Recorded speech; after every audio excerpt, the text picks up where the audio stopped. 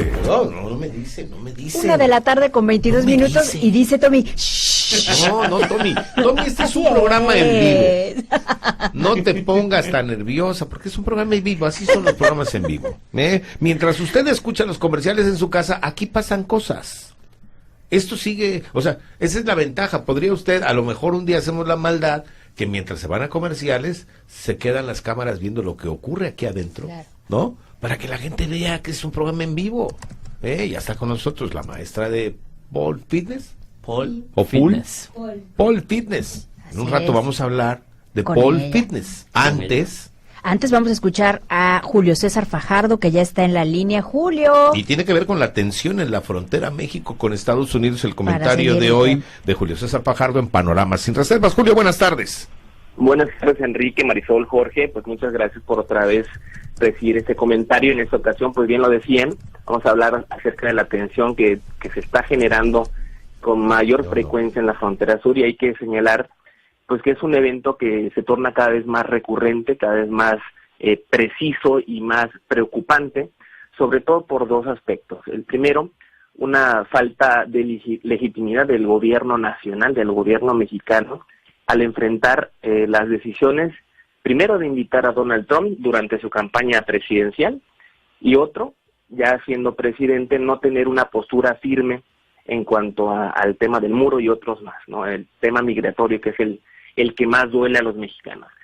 Y el tema adicional sería la falta de negociación agresiva con credenciales de parte de la política exterior mexicana en cuanto al Tratado de Libre Comercio. Realmente Donald Trump, en esta enésima motivación de ataque hacia la frontera, hacia los mexicanos, pues es una estrategia más para contrarrestar la deficiente política exterior que él mismo ha estado meneando en su país, ¿no? Hacia el exterior. No ha tenido buenos resultados, hay que decirlo. La economía asiática, lo que es el sector asiático, ha tenido un repunte a raíz de las declaraciones de Donald Trump, de las medidas al interior y las restricciones incluso en cuanto al comercio exterior, al tema migratorio, no han sido bien vistas a nivel internacional. Y pues hay un reacomodo en tema geopolítico.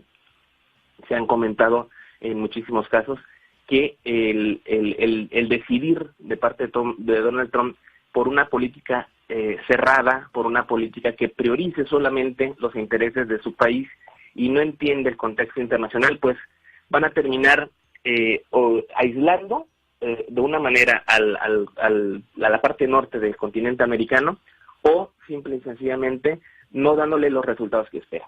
Aquí lo que nos preocupa a nosotros en México es que no exista una posición firme, permanente. No se trata de salir a decir que nadie está por encima de la dignidad de los mexicanos, eso lo sabemos, eso está en la Constitución, eso está en todos los lineamientos de la política exterior mexicana que señala el propio artículo 89 de la Constitución Federal.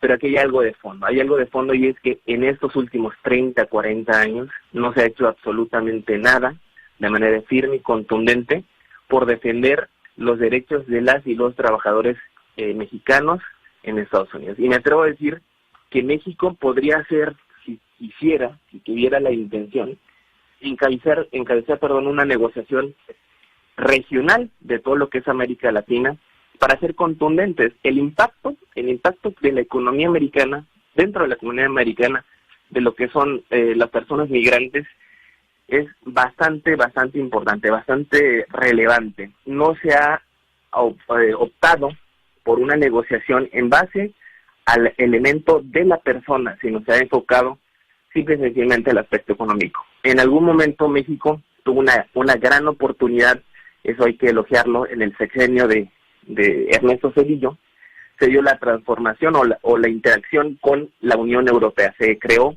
un tratado de libre comercio de México con la Unión Europea. Desgraciadamente se desaprovechó, y lo que se buscaba en ese momento era dejar de centrar todo el aspecto económico, todo el desarrollo que se buscaba para el país o para la región, porque México es entrada para América Latina.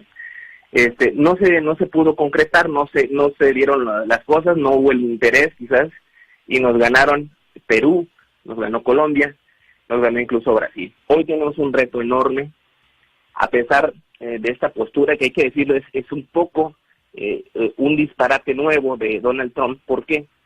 Porque a partir de que él entró al gobierno, pues el número de personas que han prácticamente intentado el cruce fronterizo, pues se ha reducido, ¿no? De una u otra manera, ese temor ante esta postura, al menos mediática y tuitera de Donald Trump, pues se ha hecho mella y se han restringido un poco los paisanos, tanto nacionales como de otras partes de América Latina, en el cruce fronterizo. No es una medida que responde realmente a un tema de emergencia, de control fronterizo, de necesidad inminente de mandar a la Guardia Nacional.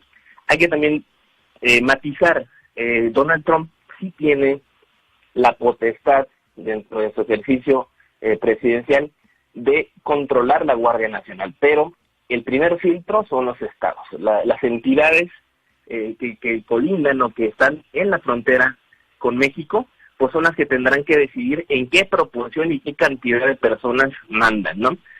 Lo preocupante aquí es que no tenemos una postura, como estamos inmersos en un proceso electoral, una postura más enérgica de parte del gobierno mexicano. Tendrían que tomarse medidas más drásticas. Existe incluso la posibilidad de retiro de embajadores, de cancilleres, etcétera, dentro del territorio americano, como a manera de protesta. Ha ocurrido en otros momentos. Hay que dejar en claro la política mexicana, que es una de no intervención y otra de respeto a los derechos humanos. Son dos de los grandes principios que maneja la política exterior mexicana.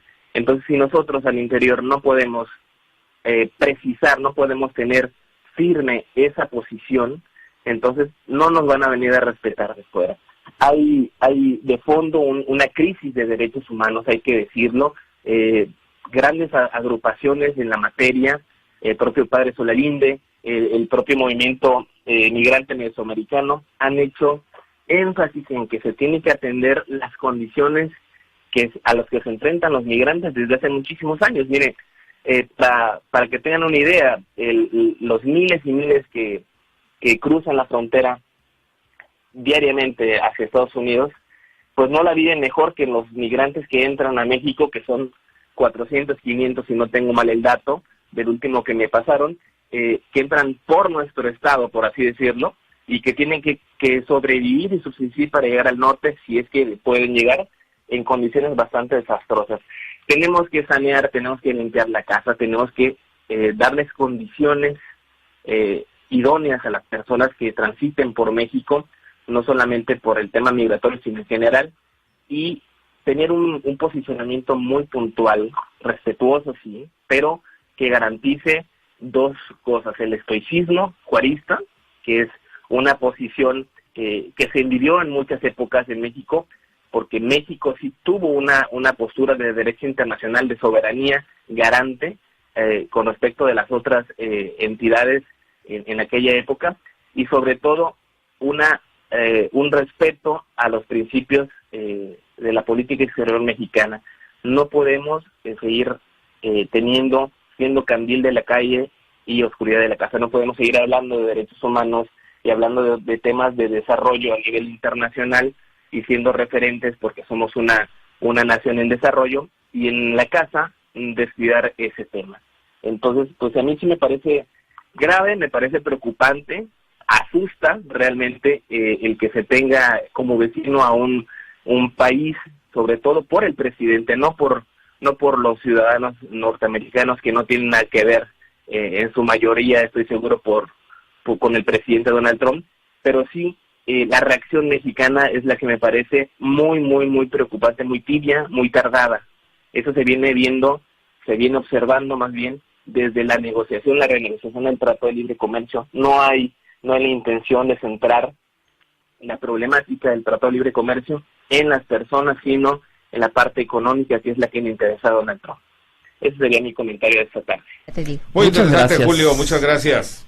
Les mando un saludo. Igual, buenas Igualmente, tardes. gracias. Bueno, Esto que pues, dice Julio César es muy importante. La caravana migrante criticada por Trump tienen rostros, tienen apellidos, tienen historias, vienen huyendo de situaciones muy difíciles en sus lugares de origen. Si uno piensa en El Salvador, en Honduras, en Belice, ya no se puede ni trabajar, ni vivir, ni salir a la calle, ni nada. Es muy injusto Trump, sin duda. La posición mediática tuitera. Sí, pero además dime tú qué seriedad puede tener un presidente que todo lo quiere Leer con un tweet. todo lo quiere arreglar por vía Twitter.